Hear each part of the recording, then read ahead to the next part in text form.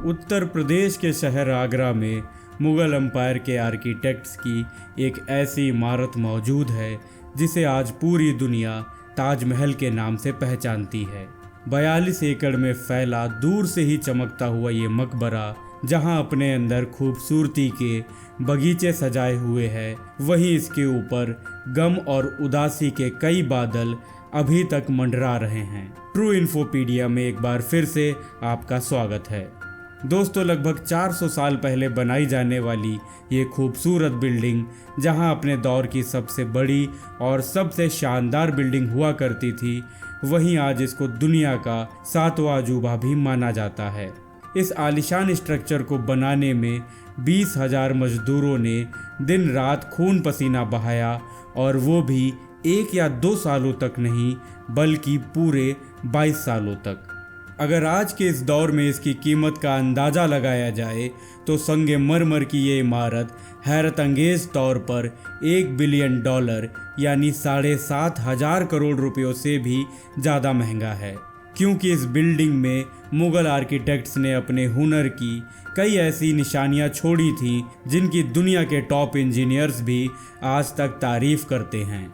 इस बिल्डिंग को ऐसे डिज़ाइन किया गया है कि जब मेन गेट के पीछे से इसको देखा जाता है तो ये काफ़ी बड़ी लगती है, लेकिन जैसे ही मेन गेट की तरफ बढ़ा जाता है तो ऑटोमेटिकली इसका साइज छोटा होता जाता है। दिमाग को चकरा देने वाली ये कोई पहली ट्रिक नहीं थी जो मुग़ल आर्किटेक्ट्स ने प्रयोग की हो। इसके अगल बगल चारों मीनारों को बिल्कुल सीधा खड़ा नहीं किया गया, बल्कि ये मीनारें बाहर की तरफ थोड़ा झुके हुए हैं, क्योंकि इनको अगर सीधा खड़ा किया जाता तो दूर से देखने पर ये अंदर की तरफ झुके हुए लगते, जैसा कि इन मस्जिदों में आप देख सकते हैं। इन मीनारों को बाहर की तरफ झुकाने का एक और कारण भी था, और वो ये था कि खतरनाक भूकंप की सूरत में अगर ये मीनारें गिरें भी तो ये बाहर की तरफ गिरें और ताजमहल पर एक आंच भी ना आने दें। दोस्तों, ताजमहल को बनवाने वाले मुग़ल बादशाह शाहजहां ने आलीशान इमारत अपनी बेगम मुमताज़ की मौत के बाद उनकी याद में बनवाई थी। कहा जाता है कि जब मुमताज़ की मौत हुई तो उसके बाद शाहजहां काफ़ी ज़्यादा दुखी हो गए थे। उन्होंने 8 दिनों तक कुछ नहीं खाया और अगले 2 सालों तक ना कोई संगीत सुना और ना ही कोई इत्र लगाया। मुमताज़ ने मरने से पहले एक आखिरी इच्छा रखी थी। वो चाहती थी कि उनकी कब्र दुनिया के सबसे खूबसूरत मकबरे में बनाई जाए। मुमताज़ की आखिरी इच्छा को पूरा करने के लिए शाहजहां ने अपनी सारी दौलत खर्च करने का इरादा कर लिया।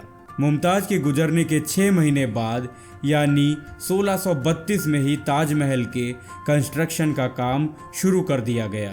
करीब 20,000 से भी ज़्यादा मजदूर, पत्थर तराश और कारीगरों को पूरी सल्तनत से इकट्ठा किया गया। लश्करों के लश्कर शाहजहां के हुक्म पर आगरा बुलवा लिए गए थे। बिल्डिंग के स्ट्रक्चर को बनाने के लिए लाखों नहीं करोड़ों ईंटें मौके पर ही बेक की गईं। ये सब इतना आसान नहीं था और इसमें बहुत ही ज़्यादा पैसे भी बहाए जा रहे थे।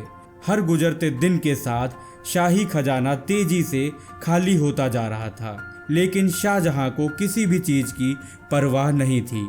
बस उनको ये काम हर कीमत पर कंप्लीट करना था।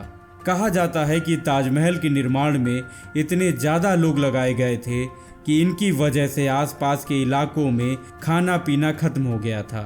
20,000 मजदूरों और कारीगरों की डिमांड पूरी करने के लिए शाहजहां ने आसपास के तमाम इलाकों से अनाज आगरा मंगवा लिया था। कई सालों की मेहनत के बाद बिल्डिंग का स्ट्रक्चर पूरा हो पाया था। इसके बाद बारी थी इसको संगमरमर से सजाने की। ये संगमरमर राजस्थान से मंगवाया गया था, क्योंकि यहाँ का मकराना मार्बल आज तक दुनिया का फाइनेस्ट मार्बल माना जाता है।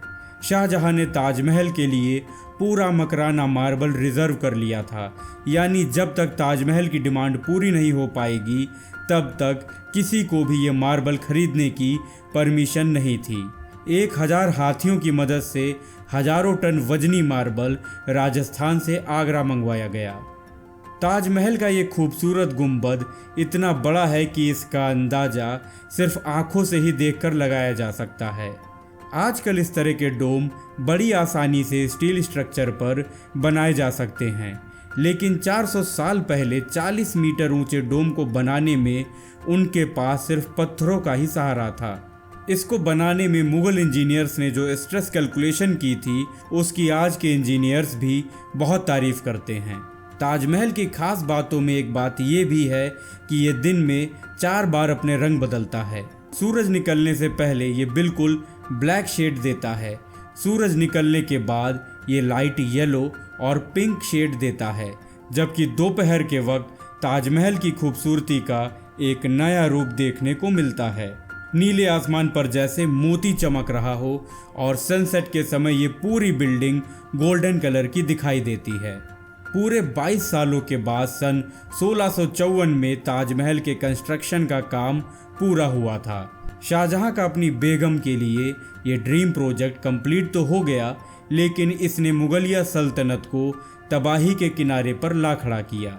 4 सालों के बाद यानी 1658 में शाहजहां और मुमताज के अपने ही बेटे ने शाही तख्त उलट दिया और खुद मुगल सल्तनत का बादशाह बन गया।